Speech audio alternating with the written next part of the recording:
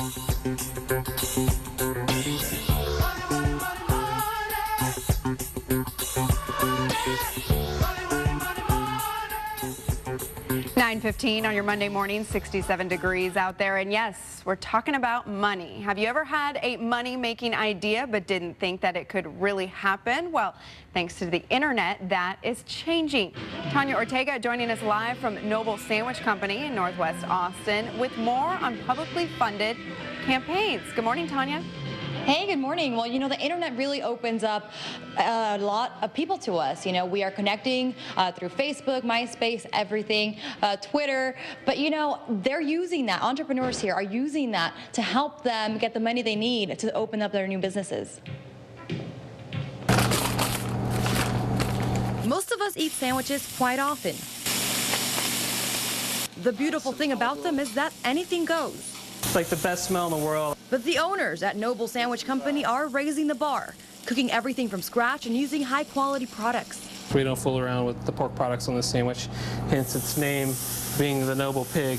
The company has been open a little over 3 years. A second location is in the works, but need $40,000 to complete it.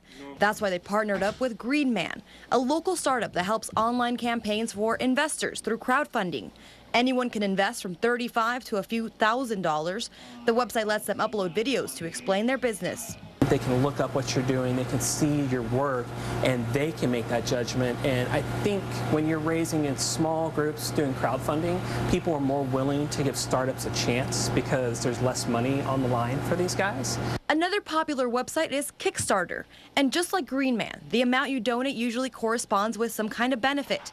Sometimes it's food or the product you're supporting. Rob Adams with Texas Venture Labs and the University of Texas tells us crowdfunding opens up investing to more people. But it's not just free money. For the most part, none of these websites are donations. I'm giving you $100 and I want 120 back. That's what most of them are. And because they have some economic value, people are willing to take a risk. Rob tells us there's 3 different ways to raise money. You get contracts before you start a business, you borrow money from a bank, or you look into equity or venture capitalists. Crowdfunding, on the other hand, gives you access to all 3 of them. But they want students to understand there's more to business than putting up a site. Looking at the market, what's the need, how fast it's growing, all before starting to raise money. It's great for people who know what their business is, what the appropriate form of funding is, and they know what they're getting into. If people think it's easy living and free money, it's not what it is. From there, it's just a simple process of finishing it off with the bacon. John tells us they have always had great support from Austin and hope investors will feel as though they're part of it all. I really think it ties into the sense of they have a part of that business being successful. They feel like they've contributed to the growth of the place, and I think a lot of people really get a lot back from that feeling.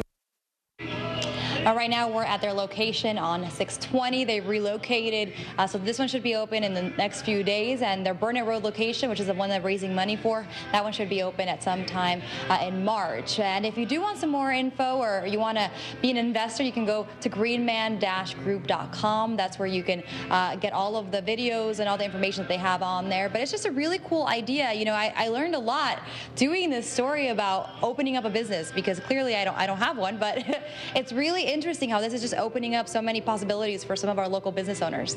Yeah, very neat, Tanya, and very delicious looking sandwiches as well. Right. Good luck to them. Thank you.